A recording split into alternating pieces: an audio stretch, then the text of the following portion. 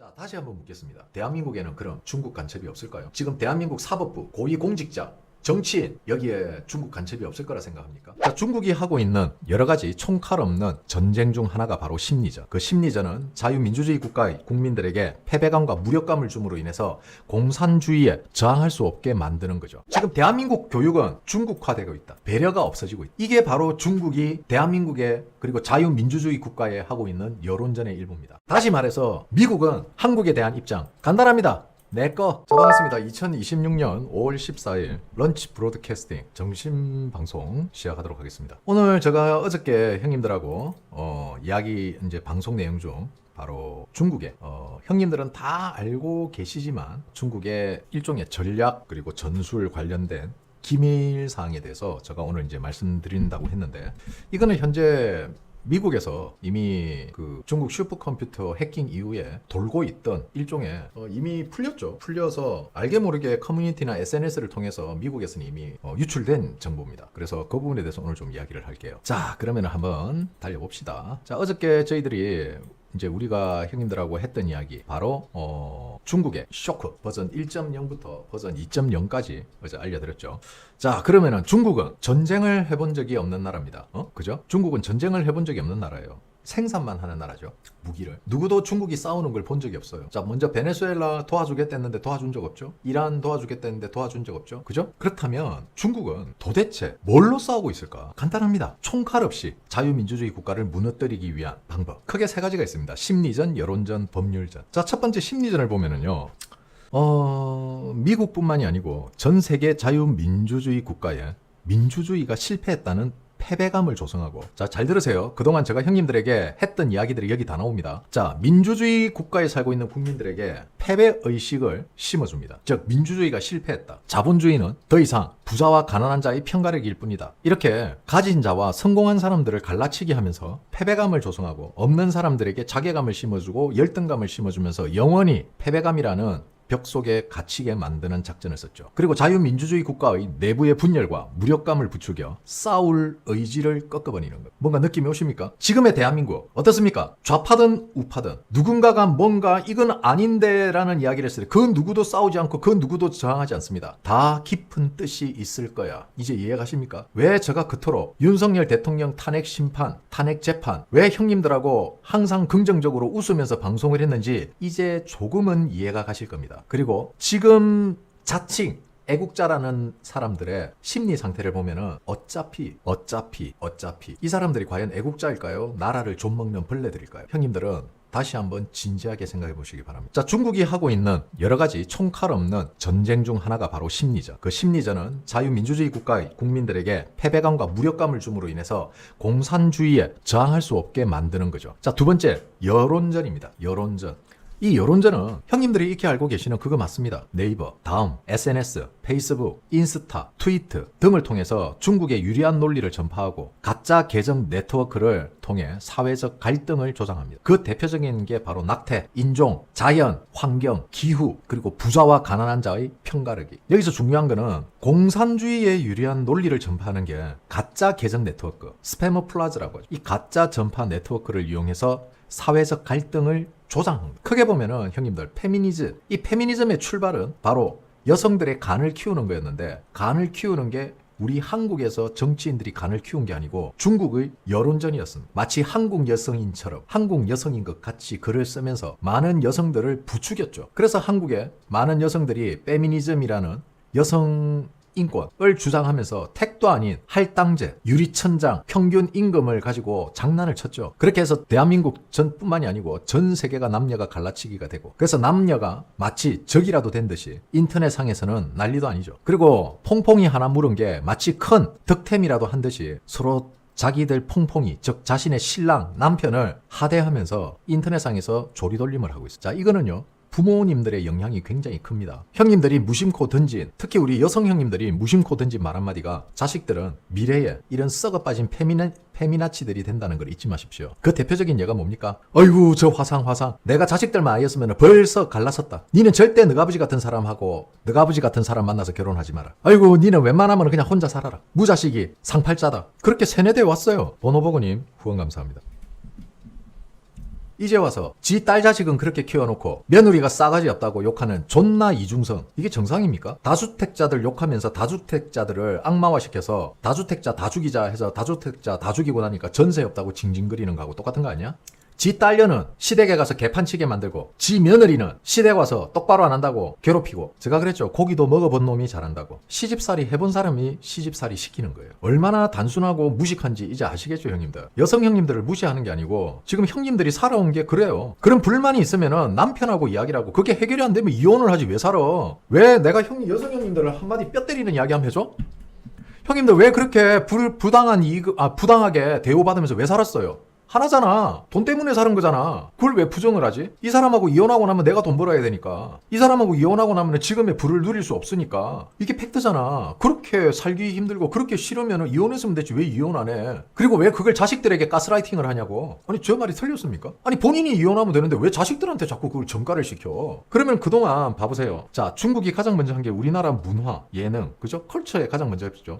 우리나라 문화에 가장 먼저 개입을 시작했고, 그리고 우리나라 방송 미디어에 개입을 시작했습니다. 그리고 그런 드라마, 여자들이 무조건 피해자라는 피해의식에 쩐 드라마, 이런 걸로 어떻게 했어요? 부부싸움을 부추기고 이혼율을 높이고 남녀를 갈라치게 했죠. 그 결과가 어떻습니까? 지금 출생률이 겁나겠어요. 그런데 남녀를 갈라치게 했는데 어떻게 혼인율은, 일본 여자와 결혼하는 혼인율은 몇백 프로씩 상승을 할까요? 논리적으로 설명이 되십니까? 결국은 지금 대한민국의 여성의 상당수가 기본적인 상식을 벗어난 행위를 하고 있다는 겁니다. 일본 여성들이 이쁩니까? 따지고 보면은 성형수술한 대한민국 여성들이 더 이뻐요. 근데 왜 남자들은 일본 여성들에게 끌리는 걸까? 이유는 간단합니다. 지극히 상식적인 테두리 안에 있기 때문에 그래요. 지극한 상식적인 테두리. 명절인데 아버님인데 가야지. 그러면은 저녁에 우리가 일본 가까우니까 우리 본가 들렀다가 저녁에 비행기표 예약해서 일본 갔다 오자. 자기같이 훌륭한 남편을 나에게 주신 부모님께 감사드려야지 우리 집에 왜 가? 우리 집은 다음에 가도 돼. 이쁘지 않습니까? 제가 항상 형님들에게 이야기를 하죠. 배려. 한국은 어느 순간부터 이 배려라는 게 사라졌어요. 왜 사라진지 아십니까? 중국인은 배려가 없거든. 중국이란 나라는요, 배려라는 게 없습니다. 다시 말하면은 지금 대한민국 교육은 중국화되고 있다. 배려가 없어지고 있다. 이게 바로 중국이 대한민국의, 그리고 자유민주주의 국가에 하고 있는 여론전의 일부입니다. 자, 그리고 세 번째, 법률전이에요. 상대 국가에 침투시키는. 자, 대한민국은 김대중 정부 때 외국인이, 노무현 때구나. 외국인이 대한민국 사법부의 파견 혹은 그걸 뭐라고 표현해야 되나?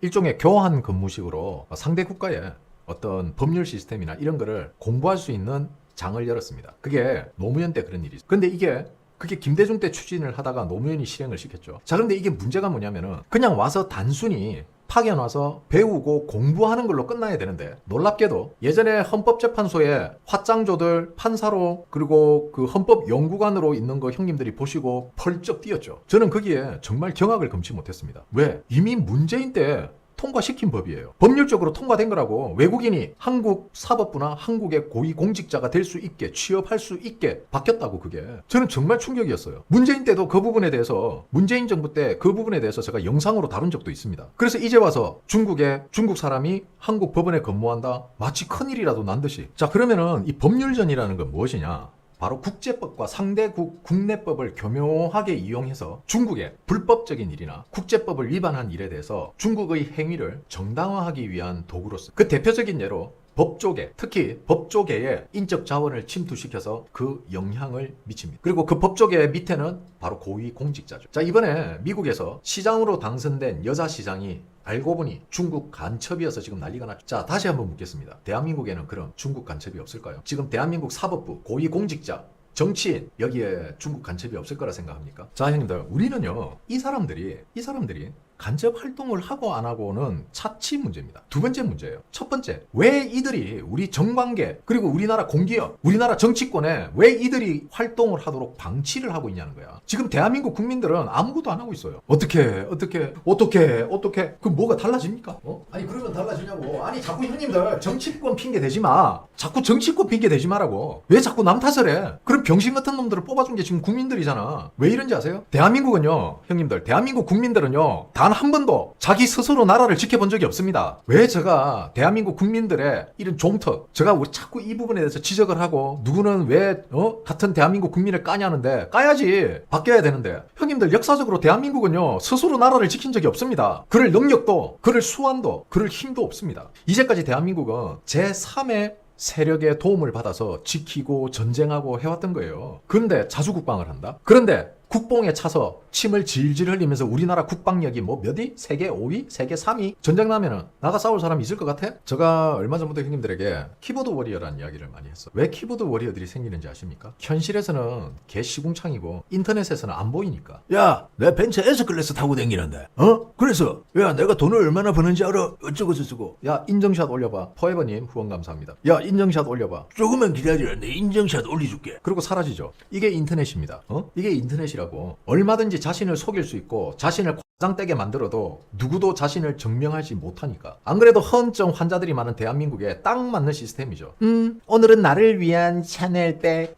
나를 고생한 나를 위해서 그 뭐지? 까르띠에 시계를.